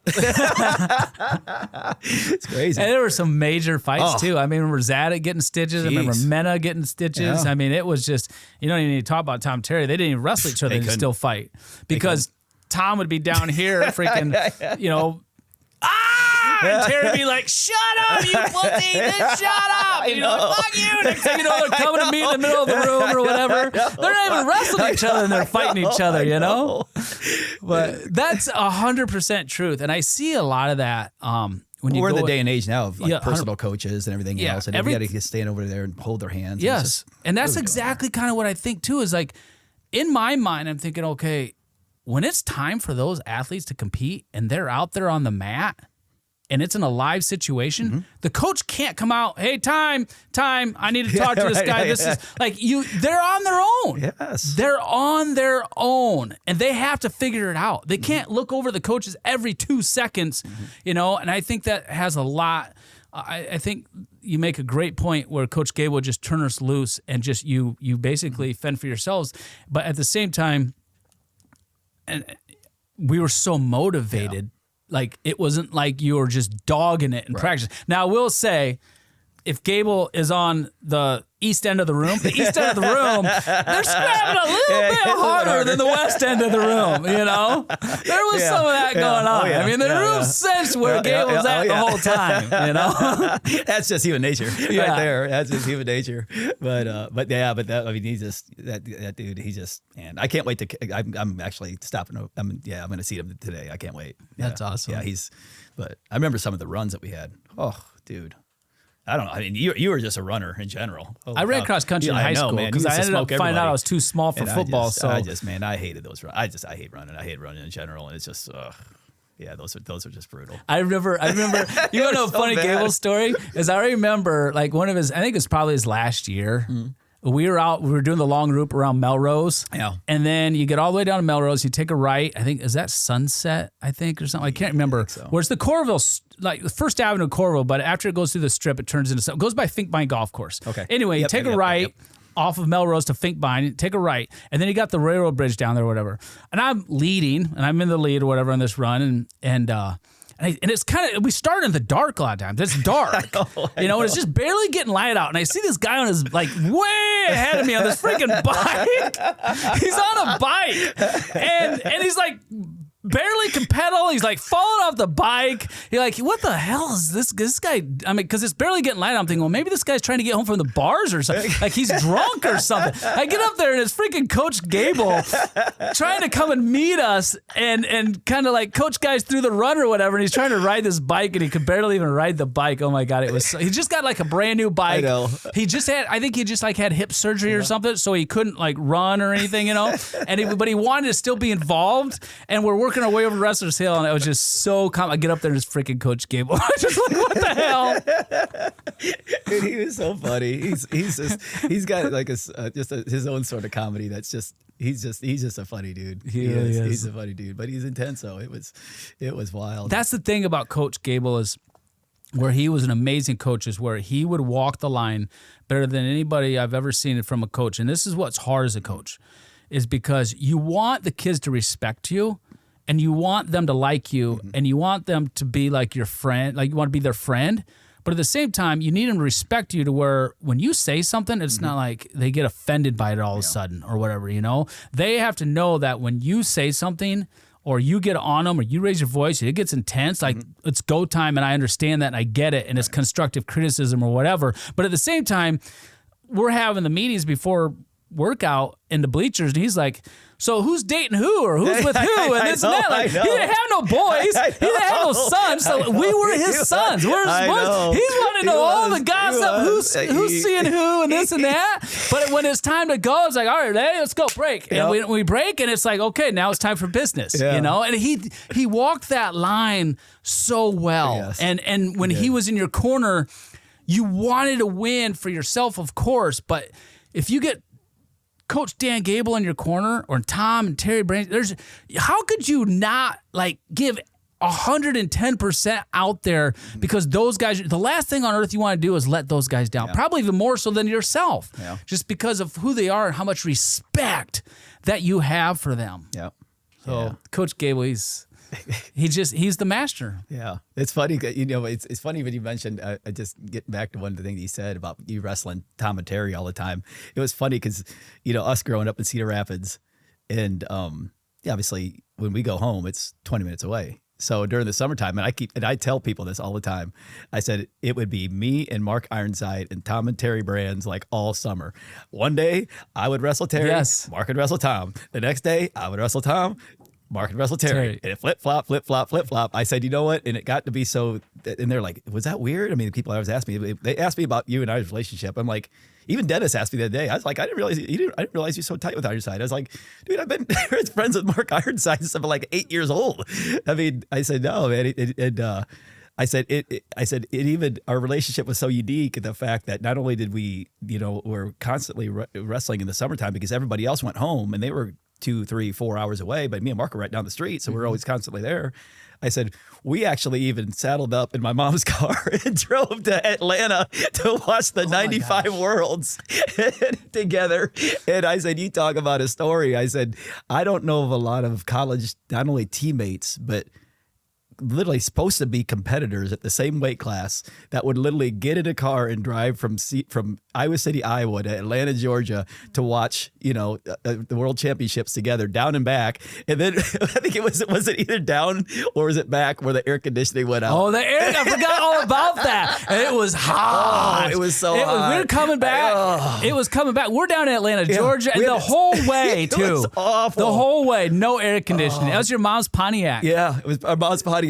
The air conditioning goes out, so we had to stop. Remember, we said they had to stop, get that cooler. Yeah, and we got a bunch of ice and water. We had these cold towels like draped over. It was so hot. As we're driving, it was so terrible. It was so hot. It was so terrible.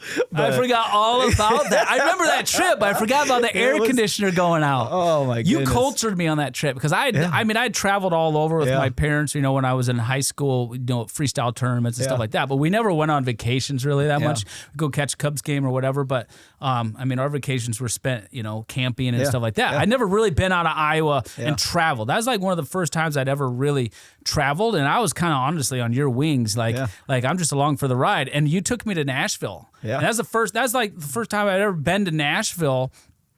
And we went and seen the Hall of Fame and the museum. Yeah. We spent like a day, like an afternoon, like in Nashville. That was like one of the most fun times because you and I both. I mean, you were a country music guy. I mean, you were all genres, but really no country, but a lot of the old country. That's what we grew up listening to, is a lot of the old country. Mm-hmm. And I just enjoyed spending time in Nashville with you and seeing all that, just touring and seeing it, and you're like my tour guide that entire time. I mean, we're going through the drive-thru. I'll never forget this. We're going through the drive-thru down there, and we were at a McDonald's.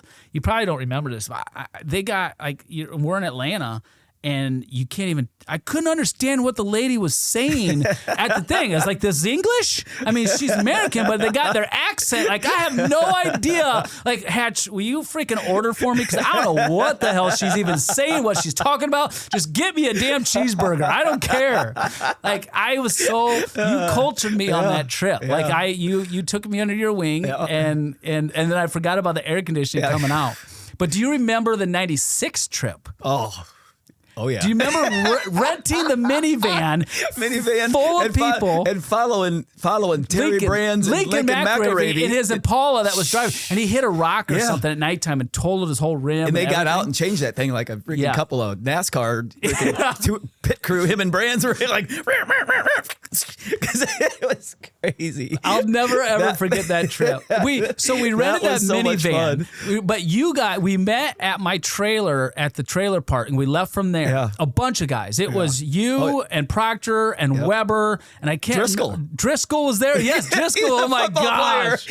Yes. Football player. Yes. Oh my quarterback. Yeah. And you guys, of course, me being the only sober one, I didn't go out the night before. We're leaving at like 5 o'clock in the morning, and you guys go out and party all night, get there, drug as can be.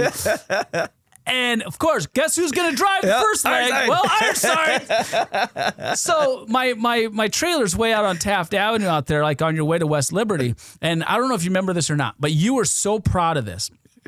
You rigged up a funnel to a hose,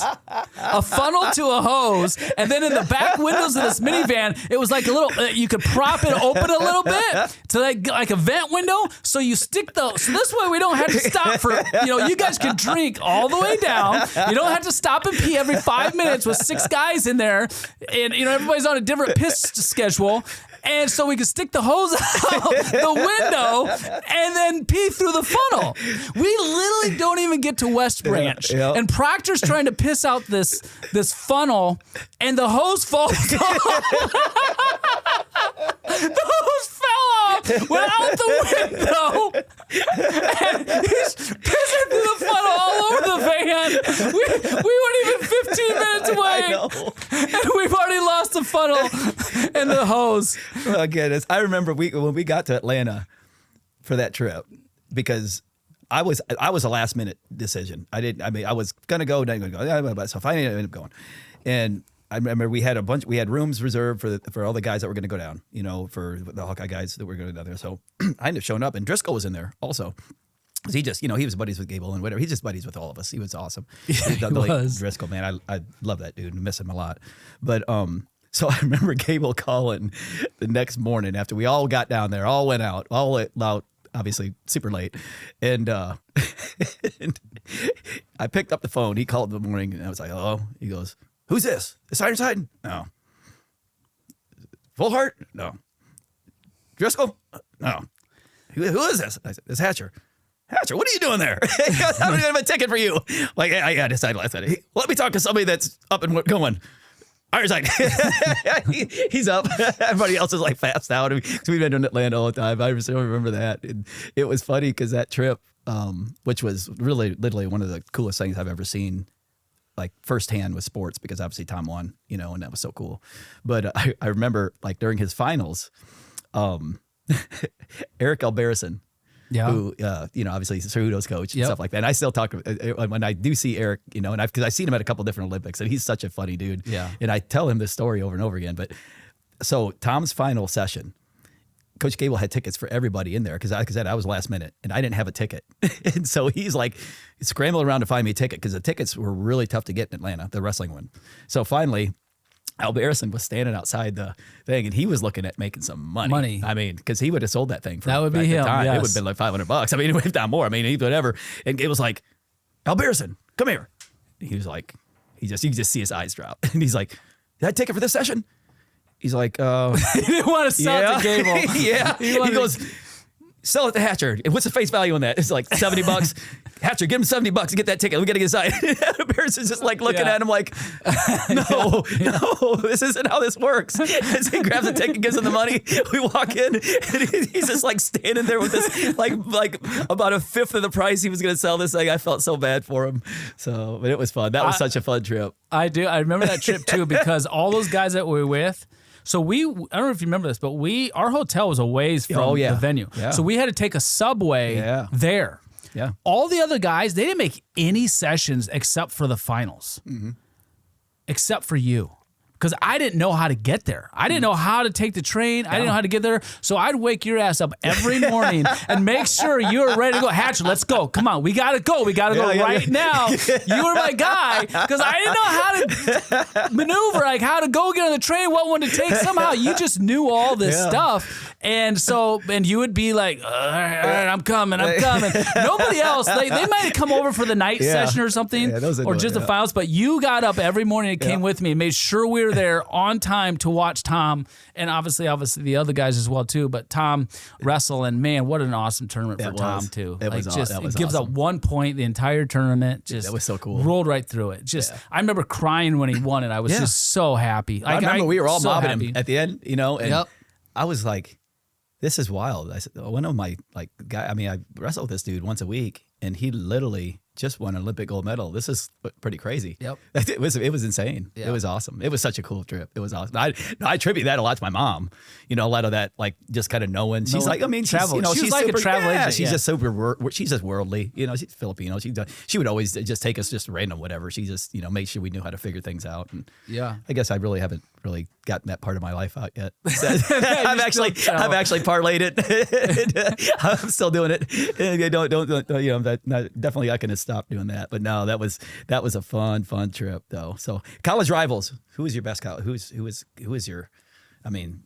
Well, the biggest rival. When I hear rival, I say I think of people that you wrestled more than just once. So obviously the biggest match everybody always wants to talk about is the Colette match, But the biggest rival I ever had for sure was Steve St. John from Okie State.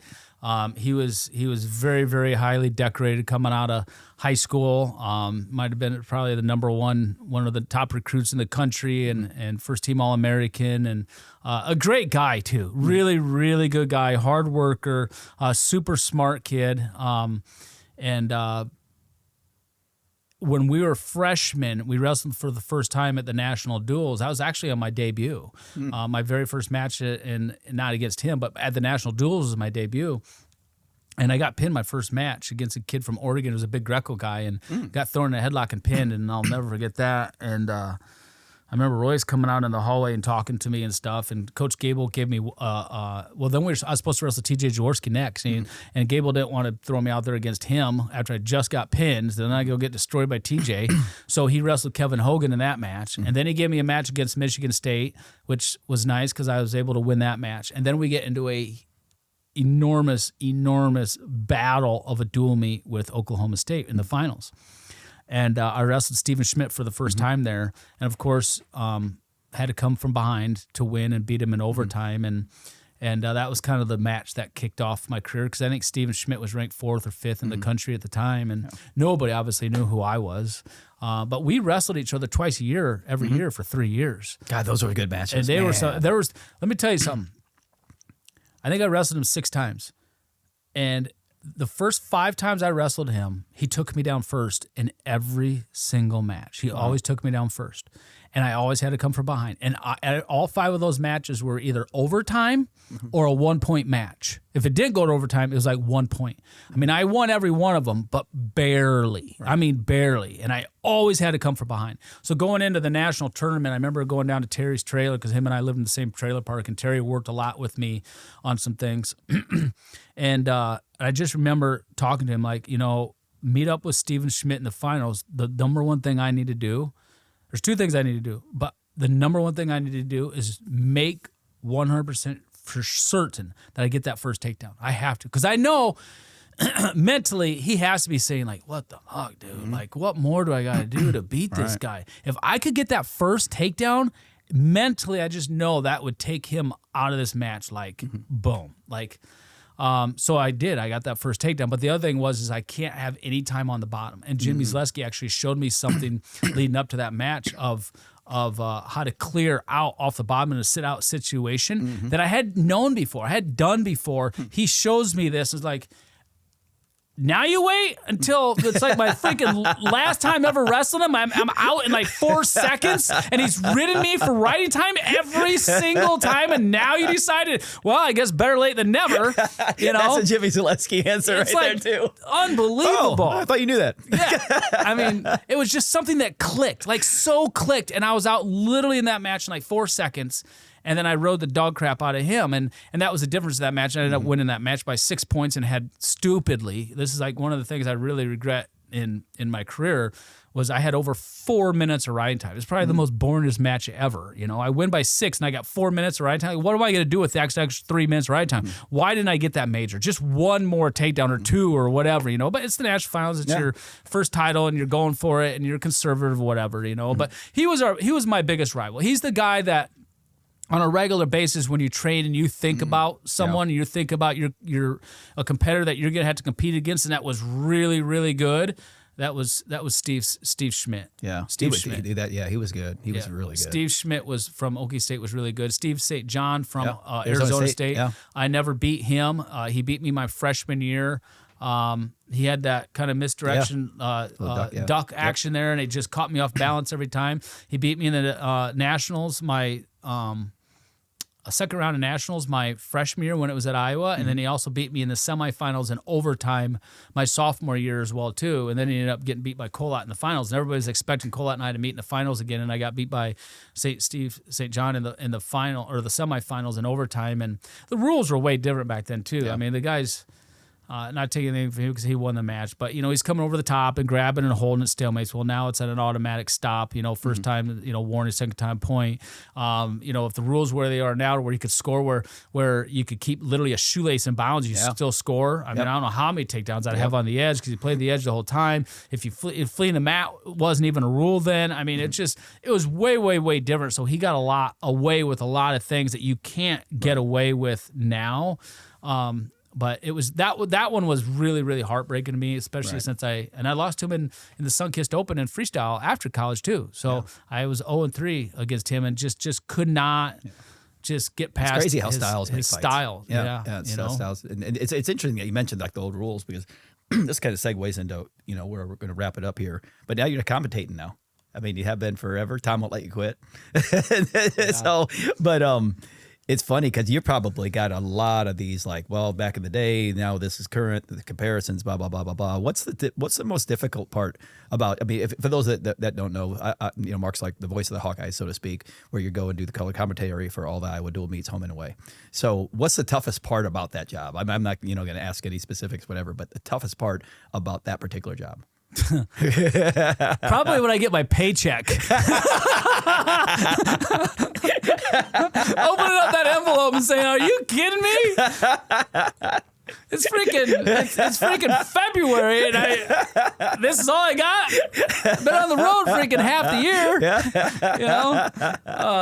But besides the pay, which you don't obviously do it for the pay. Yeah, I mean the pay's secondary and it is what it is. You don't do it for the pay, but I enjoy doing it from the fact that, you know, it keeps you involved in the sport of wrestling. And I will say I'm not a fan of traveling. I hate traveling more. I hate being gone. I don't like sitting in hotel rooms all day long. You know, I can go work out or whatever. You know, people would be like, "Oh my God, you get to travel with a wrestling team," you know. And when you've done it for so many years, it's just like. It's not like it's a vacation, you know? And plus, I'm running a business, too. So it's like it's hard to be away from the business a lot of times, too, and making sure things are getting done there. And I'm traveling a lot of times during our busy season when it's state high school season. I'm trying to knock out all kinds of jobs. And it's a lot to juggle at a lot of different times. And but I enjoy doing it from the fact that I can call it how I want to call it. And sometimes that gets me kind of on the hot seat a little bit, but I'm just not. And I've talked to Tom, and Tom and I've had discussions about this in the past, and as well as Jimmy. Jimmy fired me. Oh, did he really? He fired me once from the radio. Yeah. Did he really? Oh, yeah. Yeah, he fired me. He hired me back. I didn't come looking for my job back. He hired me back, but he fired me once. Really? Yeah. So, I mean, I'm just the type of guy to where if obviously I'm a true blue Hawkeye, down to heart. I've had so many opportunities to go coach at so many programs throughout the country, top programs throughout the country, and I'm a homeboy. I don't want to leave the Hawkeye State. This is where all my hunting and fishing spots are at. I love it here. I'm a Hawkeye at heart. But at the same time, if we're being lazy and we're not being offensive and we're not attacking the way that we should, I mean, the fans need to hear that, I mean, the fans, my job is to paint a picture of what's going on the mat to the listeners so that in their mind, if they're not there and watching it, they can literally visualize it like they're there. And I just don't want to paint the wrong picture or lie about what's going on. And sometimes I think me being such a fan of Iowa that I want us to be so successful that I get upset when we're not. Like, if it didn't mean anything to me, I wouldn't be as hard sometimes on the guys as I am. Yeah. You know, I just wouldn't if I didn't care and it didn't mean anything to me. But I'm like, God damn it, freaking go. Finish the shot. Come up to your feet, Stop rolling around. Stop playing freaking grab ass, whatever it is, I mean, or call us for stalling. I mean, even Gable would do that once in a while, called Aaron Ari for stalling, I mean, if we're not doing anything, freaking call him, get us going. And sometimes, I think the fans appreciate that. It's not something I do it as like a trademark or on purpose, to grab attention or any of that kind of bull crap. It's just that that's who I am. And I want us to, and obviously if you listen to the radio when something fun and exciting happens and something big happens, there's nobody, you can't even understand what I'm saying. I'm so excited, I'm blowing the mic out. Like this is what I want all the time. Yeah. But when you've wrestled for so long, and then the other thing is when I'm around these guys long enough and I know who they are, I know what they're about, I know what they're capable of, and then when they're not out there wrestling up to their capabilities, it's frustrating sometimes because I know we're better than this, and so sometimes it's hard for me to kind of hold back, I guess, as sometimes, and I don't want to hold back, but that's probably the toughest job is sometimes maybe trying to be as positive as I can and hold back, but at the same time, and I've had parents literally email me and say, hey, I don't know why you're being so hard on Johnny or this or that or whatever, I mean, I get it from a lot of people, and I'm like, and they'll say, well, he's such a nice kid, he doesn't deserve. Like, well, nice kids don't win wrestling. Being nice doesn't win a wrestling match all the time. I'm not saying you have to be a dick out on the mat all the time, okay?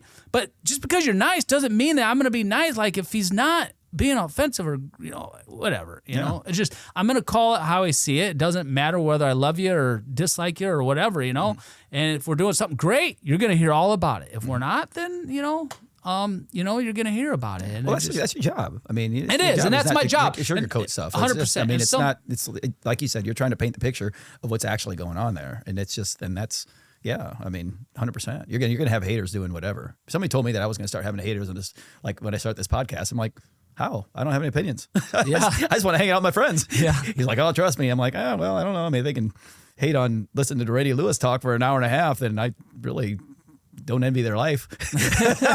If you can literally listen to this and listen to those stories that Mark's saying, and the fun that we're having, and you can hate on this at all. I mean, I would literally be questioning, what you do for a living. Well, you can always tell them too, like what I tell people, if they don't like what they're hearing on the radio, don't listen. Yeah, don't listen. Don't listen. Yeah, don't listen. You know what? Go watch it on the Big Ten Plus or whatever, or in Flow and all the options that you have to listen. You don't have to listen to the radio now. I love the radio. Like when I'm like listening to watching football, or if it's football season, 9 times out of 10, I'm listening to those broadcasters on the radio, Gary Dolphin, Pat Anger now, and not watching on TV. I'm always busy. I'm always going somewhere, but I love turning on the radio and listening to the radio. And I think that's just something I grew up on, listening to Cubs games and stuff like that or whatever. But just I don't know. I mean, that's why I like listening to podcasts a lot of times too. And I love to learn. I love to learn from different perspectives and different people. And I'm not like keep the blinders on. This is the only way of doing something, and this is the only way to skin a cat type of thing. It's like,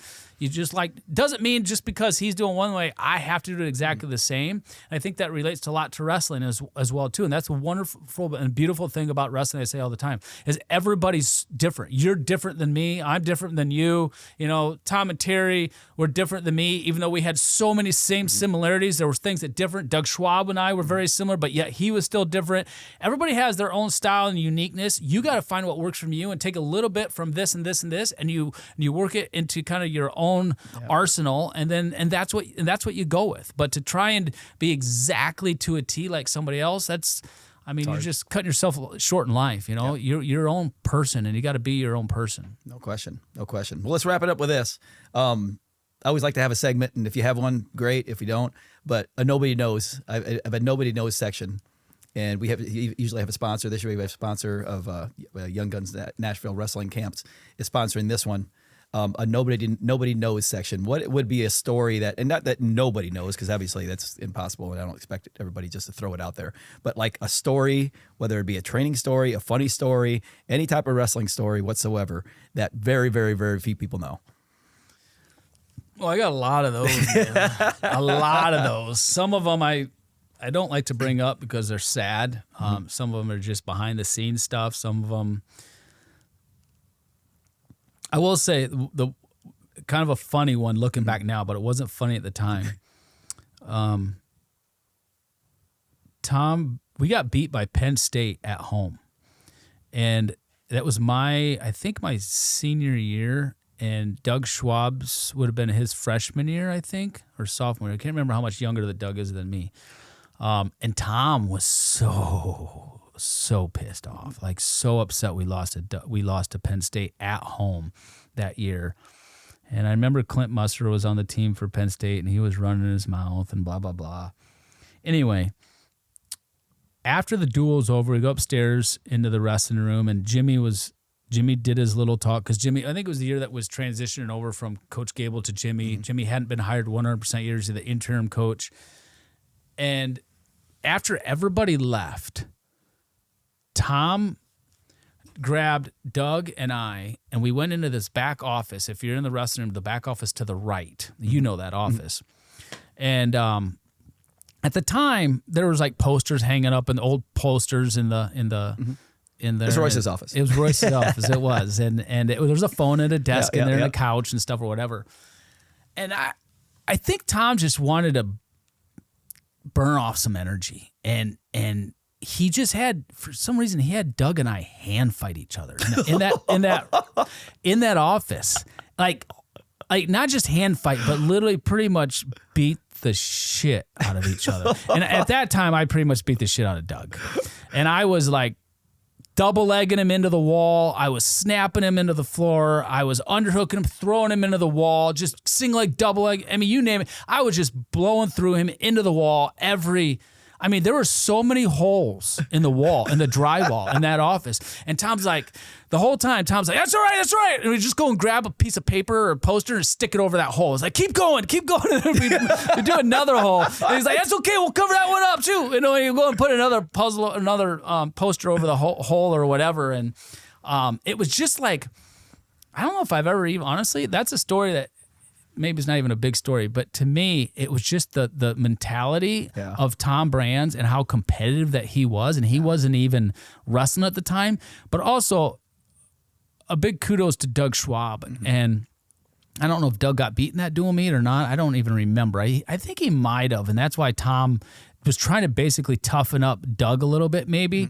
But just how intense that it was behind that closed door in that room when everybody was gone, and not out on I just want to understand, not out on the wrestling mat. It was in this office, and the things that Tom was just saying to us why we're in that room, it just had Doug and I just like at a complete like level of rage and intensity, and it was like no holds bar. It was just like freaking two Tasmanian devils just kind of going at it. And obviously me being older than he was and bigger than he was, I got the best of that. But it was a crazy night and and it was late too. It was like 11 o'clock at night. It was late that night in that room. And Doug, man, he was one of the best because he when he came in, it was like, Other guys were graduating. I was getting to be a junior and senior. I needed someone that could last an entire practice with me and not quit. And it was hard to find. I mean, I'd go through 2 or 3 partners. I'd get done with the partner in the room. I had someone quit and I'd be like, all right, this one's done. Who's next? Let's go. I need another partner. I'd go break people up and just steal a partner from somebody. Like I'm not wrestling with someone just freaking quitting all the time. And Doug he didn't quit. And even though, especially at a young age, I would just torture him, he never, ever quit. And that's probably how Tom and Terry looked at me as well, too, is even though they beat the crap out of me and I never even score a point half the time, I still never quit. Right. I mean, I was even telling you earlier, I'm crying. I still want to go one more go. I want to go. I don't want to quit. I want to go until I can at least get a score. And Terry's like, no, you had your shot. You had your chance. So Doug was a one of a kind for sure, and I owe him a lot of credit for being the way that he was and the competitor that he was. Yeah, and plus, I mean, you must have done something. You guys must have made an impact on him because he finished with a pretty strong career. Two-time champ. Two-time champ. Olympian. Yeah. You know, and now with the job he's doing at UNI. Yeah. I mean, Doug Schwab, you don't get a better. That he's a rock star. He's the man. So, and Mark Ironside, you're the man.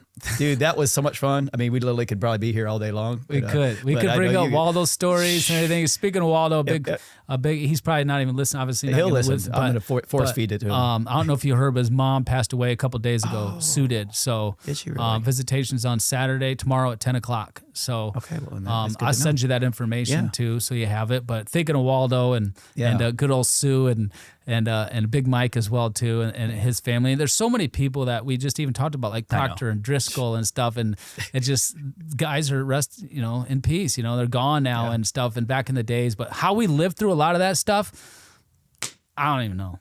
Hey, listen, we can live through that. We can live long. Yeah, I tell people all the time, listen, you're not married yet? No kids? I'm like, shoot. First of all, I got a Filipino mother. I do yoga. I'm going to live till like I'm 206 years old. I've got plenty of time. I'm good. Anyway, thanks so much for tuning in. Mark, thank you very much. This was amazing. And shoot, we'll probably do it again. All right, I hope so. We got a lot more we can always talk about. It's good catching up with you and good seeing you. Absolutely. You as well, brother. Later.